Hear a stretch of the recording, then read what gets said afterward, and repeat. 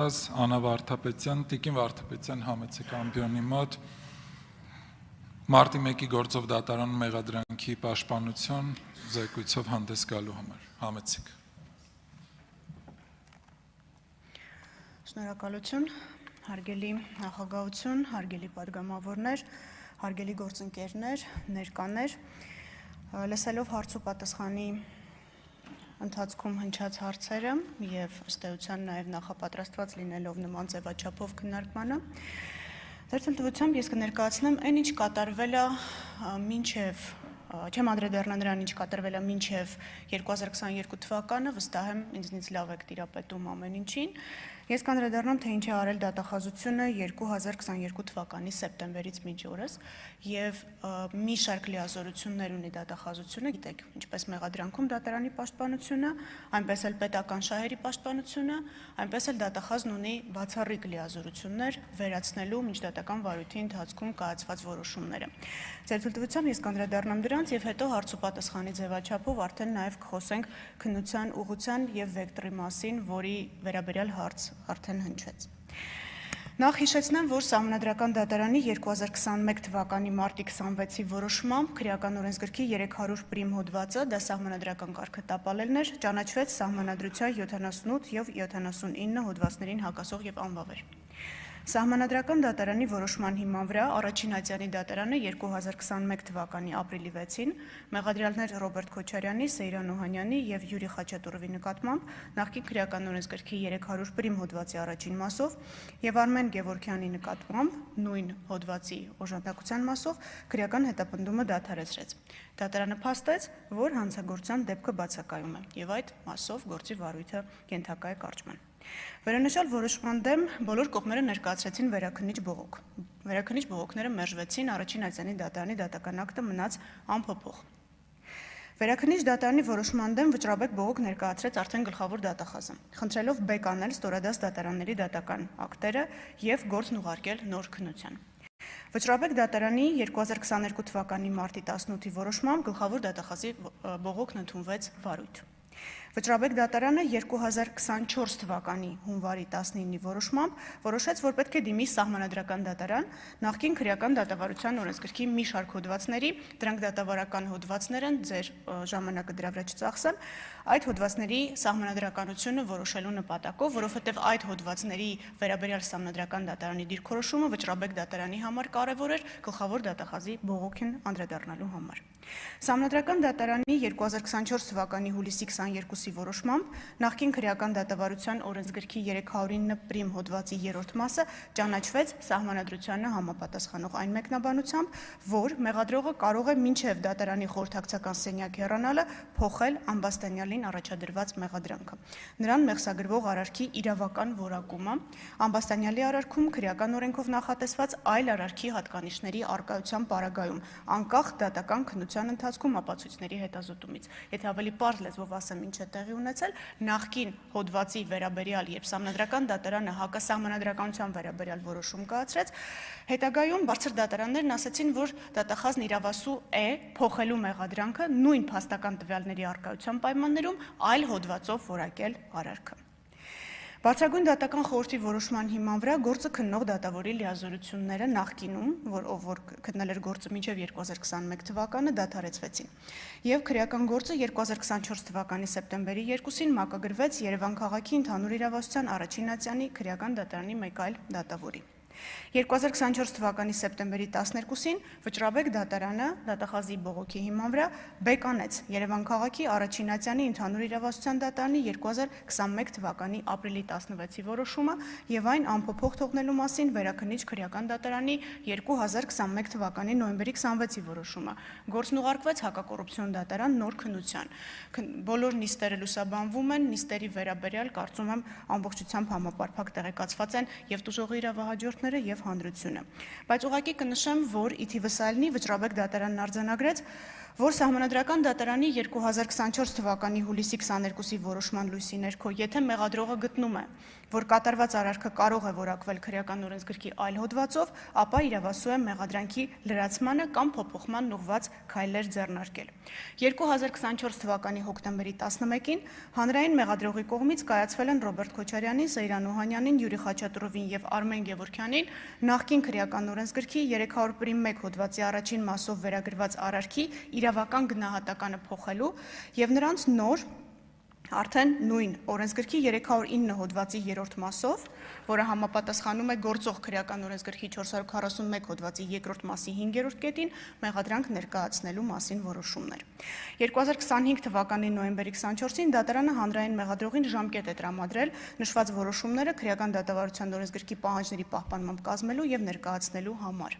Ձեր հնչեցրած հարցերից ես հասկանում եմ, որ մեղադրանքի վերաբերյալ տեղեկացված չեք, բայց նաև ազգային ժողովի ամբիոնից ես չեմ կարող հանրային մեղադրողի փոխարեն, թեև իհարկե շատ ցանկալի կլիներ, ընթերցել ամբողջ մեղադրանքը, որ առաջադրված է, եւ ձեր բարձրացած մի շարք հարցերի պատասխաններ հենց այդ մեղադրանքի մեջ դուք կստանայիք, կապված եւ զինվորականների մասնակցության հետ կապված եւ որոշակի դրվագների հետ կապված, որոնք տվեցիք նախաքննության մարմնին, բայց նշեմ, որ առաջիկայում դատարանը արդեն մեղադրողին հնարավորություն է տալու ներկայացնել, այսինքն դատարանում ընթերցել այն մեղադրանքը, որը առաջադրված է իմ կողմից նշված անձանց, եւ ըստ էության արդեն հնարավորություն կունենա հանրությունը ծանոթանալու դատարան ուղարկված մեղադրանքի բովանդակությանը։ Ցավոք սրտի, մինչ այս պահը մենք որպես հանրության ներկայացուցիչներ զրկված ենք եղել այս հնարավորությունից։ Վստահաբար դատարանի հետ կապված հարցեր կլինեն, բայց ձեր թույլտվությամբ ես ներկայացնեմ երկու այլ գործառույթի հետ կապված դատախազության այս ընթացքում կատարած աշխատանքը։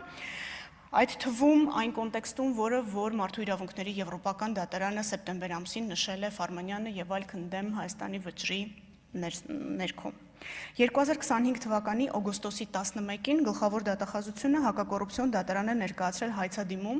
ընդդեմ Ռոբերտ Քոչարյանի, Արմեն Գևորգյանի, Սեյրան Օհանյանի եւ Յուրի Խաչատուրովի Հայաստանի Հանրապետության կողմից հատուցված 670 միլիոն դրամը որպես հետադարձ պահանջ համապարտության կարգով բռնագանձելու պահանջի մասին։ Ինչու 670 միլիոն, ինչու հայց։ Հետադարձ պահանջի չափը հաշվարկվել է հիմք ընդունելով ազգային ժողովի կողմից 2019 թվականի հունիսի 4-ին ընդունված 2008 թվականի մարտի 1-ից 2-ը Երևան քաղաքում տեղի ունեցած իրադարձությունների ժամանակ տուժած անձանց աջակցության մասին օրենքը։ Վստահ եմ ազգային ժողովի պատգամավորները կհիշեն նախաձեռնությունը, կհիշեն քննարկումները, որոնք տեղի են ունեցել ազգային ժողովում, եւ դրա հիման վրա կառավարությունը 2019 թվականի օգոստոսի 8-ին ընդունեց որոշում, որով Արտադրության նախարարությունը արդեն հետագայում փոխհատուցումներ կատարեց եւ փոխհատուցումների հանրագումարը, որը մեր խնդրանքով Արտադրության նախարարության գլխավոր քարտուղարի կողմից 2024 թվականի հոկտեմբերի 25-ին տրամադրվել է դատախազությանը։ Պարզ է դառնում, որ մարտի 1-ից 2-ը Երևանում տեղի ունեցած իրադարձությունների ժամանակ տուժած անձանց մինչ 2024 թվականի հոկտեմբերի 25-ը տրամադրված աջակցության չափը կազմում է 670 միլիոն դրամ։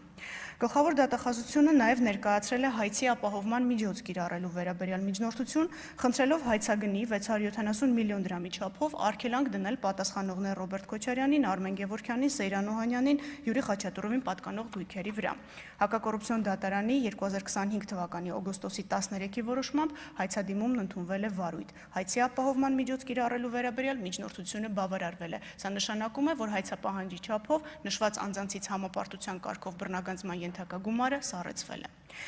Նաև կցանկանամ նշել, որ ոչ դիտավորյալ, բայց կարծես թե այդպես է ստացվել, որ նույն օրը 2025 թվականի օգոստոսի 11-ին գլխավոր դատախազի, այսինքն իմ որոշմամբ, վերացվել է 2008 թվականի մարտի 1-ի դրությամբ ոստիկանության պետի տեղակալի պաշտոնը զբաղեցրած Սաշա Աֆյանի նկատմամբ քրեական հետապնդում դադարեցնելու մասին 2020 թվականի հունվարի 30-ի որոշումը։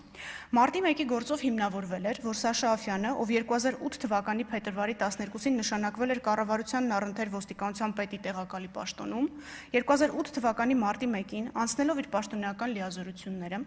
այլ անձանց հետ հանցակցությամբ կազմակերպել է ոստիկանության տարբեր ստորաբաժանումների կողմից բռնության եւ հատուկ միջոցների գործադրմամբ զուգորդված Երևան քաղաքի Ազատության հրապարակում նստացույց անող խաղաղ ցուցարարներին ցրելու, ապա քաղաքի կենտրոնական հատվածներում նրանց կուտակումները, հնարավոր ցույցերն ու հավաքները բացառելու գործողությունները, որպեսզի գործողություններով անձանց իրավունքներին եւ օրինական շահերին հասարակության եւ պետության օրինական շահերին պատճառվել է էական վնաս։ Գլխավոր դատախազի որոշմամբ արձանագրվել է, որ ոստիկանության պետ Հայկ Հարությունյանը 2008 թվականի փետրվարի 29-ի երեկոյան հրավիրել է խորհրդակցություն, որի ընթացքում ստորաբաժանումների ղեկավարներին հրամայել է ցրել Երևան քաղաքի Ազատության հրապարակում գտնվող խաղաղ ցուցարարներին եւ արգելել հիշյալ հրապարակում հավաքների անցկացումը։ Նշված խորհրդակցությունից հետո փետրվարի 29-ի լույս մարտի 1-ի գիշերը ոստիկանության պետի տեղակալ Սաշա Աֆյանը տագնապով ոստիկանության Երևան քաղաքի վարչության ՊՊՑ գնդում է հավաքել հիշյալ գնդի ծառայողներին, որից հետո գնդի ղեկավարությանը կարգադրել է անձնակազմին զինել հատուկ միջոցներով եւ Ազատության հրապարակում նստացույց անող խաղաղ ցուցարարներին ցրելու համար անձնակազմը տեղափոխել հիշյալ հրապարակ։ Առավոտյան 6:30-ի սահմաններում ոստիկանության շուրջ 1200 ծառայող, այդ թվում ոստիկանության Երևան քաղաքի վարչության ՊՊՑ գնդի ծառայողները տեղակայվել են Ազատության հրապարակին հարակից փողոցներում, որից հետո ոստիկանության Երևան քաղաքի վարչության ՊՊՑ գնդի ծառայողները Սաշա Աֆյանի կազմակերպմամբ ոստիկանության մասին օրենքի 29 հոդվածով նախատեսված ֆիզիկական ուժ եւ հատուկ միջոցներ գործադրելու հիմքերի բացակայության պայմաններում մուտք են գործել հրապարակ։ Ակնհայտորեն դուրս գալով իրենց լիազորությունների շրջանակից, որը զուգորդվել է բռնության, ֆիզիկական ուժի եւ հատուկ միջոցների ապօրինի գործադրմամբ։ Ցրել են նստացույց իրականացնող հարյուրավոր խաղաղ ցուցարարներին եւ հարկադրաբար դուրս են հանել հիշյալ հրապարակից։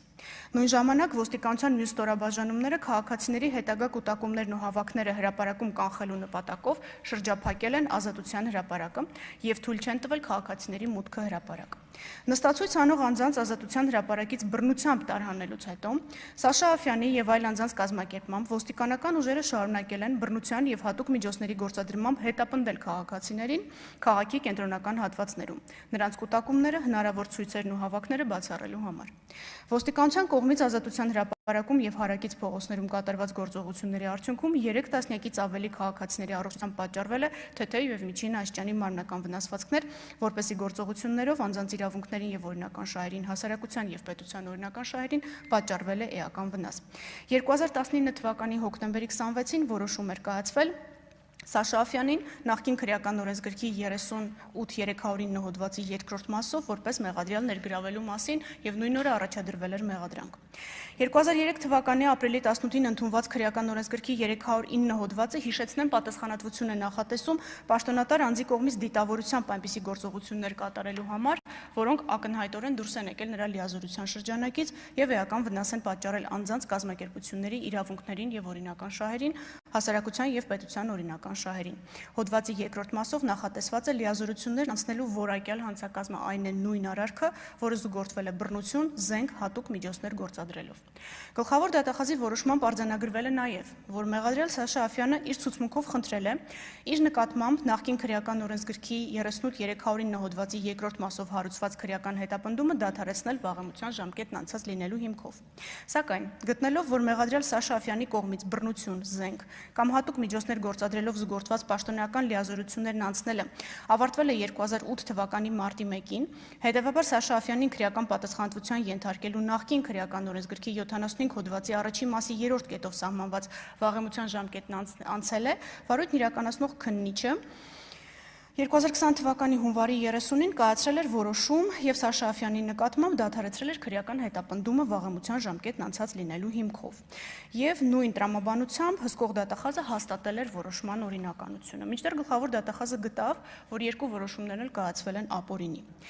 Ինչ դրեց գլխավոր դատախազն իր որոշման հիմքում։ Նշեմ, որ քրեական օրենսգրքի 309 հոդվածի երկրորդ մասով հարուցված հանրային քրեական հետապնդումը դադարեցնելու մասին վարույթն իրականացնող քննիչի 20 թվականի հունվարի 30-ի որոշումը եւ այն չվերացնելու մասին հսկող դատախազի վարույթային ակտը հիմնավոր եւ օրինական չեն եւ այս հիմքով ենթակա են վերացման։ Գլխավոր դատախազն իր որոշման հիմքում ի թիվս ներպետական օրենսդրության, միջազգային փաստաթղթերի եւ մարդու իրավունքների եվրոպական դատարանի Մուշեղ Սաղաթելյանն ընդդեմ Հայաստանի գործով վճռի դրել է վճռաբեկ դատարանի 2023 թվականի դեկտեմբերի 23-ի որոշումը, որի համաձայն առնվազն 2003 թվականի ապրիլի 18-ին ընդունված քրեական օրենսգիրքն ուժի մեջ մտնելու 2003 թվականի օգոստոսի 1-ի դրությամբ արկա է եղել խոշտանգման կամ դրան հավասարեցված վերաբերմունքի, այդ թվում պաշտոնատար անձի կողմից բռնությամբ զուգորդված լիազորություններն անցնելու դեպքում վաղեմության ժամկետներ կիրառելու օրենսդրական արգելք։ Հետևաբար, Սաշա Աֆյանին մեղսագրված է եղել արարք, որը որպես վատ վերաբերմունքի դրսևորում հավասարեցված է խոշտանգմանը։ Ինչով պայմանավորված, նրա նկատմամբ հարուցված քրեական հետապնդումը չէր կարող դադարեցվել վաղամության ժամկետներ կիրառելու օրենսդրական արգելքի պատճառով։ Նշեմ, որ առաջիկայում այս դրվագը մեղադրական եզրակացությամբ կհանձնվի դատարան։ Նշեմ նաև, որ ինչպես Եվրոպական դատարանը Ֆարմանյանը եւ այլ ընդդեմ Հայաստանի արդեն սեպտեմբերին կայացված վճռով հաստատել է, որ պատշաճ քննություն չի իրականացվել ոստիկանական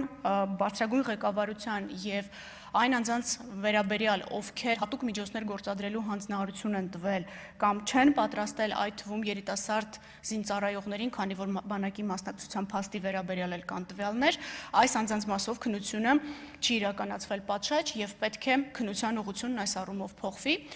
Չեմ կարող նշել, թե ինչ տրամաբանությամբ է կամ ինչ պատահականությամբ է դա տեղի ունեցել, բայց գլխավոր դատախազությունը մոտ 1 ամիս առաջ արդեն քննության ուղղության հետ կապված փոփոխություններ է մտցրել քրեական գործում։ Ես նշեցի, որ օգոստոս ամսին են իմ կողմից նշված որոշումը կայացվել եւ մի շարք այլ պաշտոնատար բարձրաստիճան անձանց վերաբերյալ այս նույն տրամաբանությամբ շարունակվելու է քննությունը։ Ձեր հնչեցրած բազմաթիվ հարցերը, որոնք որ վերաբերում են քննության կոնկրետ դրվագներին, վերաբերում են մասնավոր դեպքից դեպի ընդհանուր դեպքը իրականացված քննություն, այսինքն կոնկրետ անձի կողմից կրակոց արձակելը, կոնկրետ զենքի կիրառումը եւ պարզ է, որ մոտապես 17 տարի հետո նման ճշգրտությամբ հնարավոր չի լինելու քննությունը իրականացնել, բայց մարտի 1-ի գործը չի կարող մտած լինել փակուղի, հարցնչեց առաջին զեկուցողին, որովհետև եւ Եվրոպական դատարանի վճռում է դա արձանագրված եւ արդեն գլխավոր դատախազի կողմից վերացված որոշմամբ եւ դատախազության կողմից տրված հանձնարարությամբ է արձանագրված, որ քննության ուղղությունը պետք է այլևս տարվի հակառակից, այսինքն այն պաշտոնատար անձանցից, ովքեր տվել են նման հանձնարարություններ կատարելու հրամաններ եւ հետո նոր միայն արդեն անդրադառնան կատարողներին, որպեսզի նաեւ հնարավոր լինի ամբողջ ծավալը քննության ապահովել։ Ես կարծես թե մի փոքր շուտ ավարտեցի, բայց այստեղ կեզրափակեմ, որովհետեւ ենթադրում եմ հարցեր կլինեն։ Շնորհակալ եմ։ Շնորհակալություն Տիկին գլխավոր դատախազ զեկույցի համար։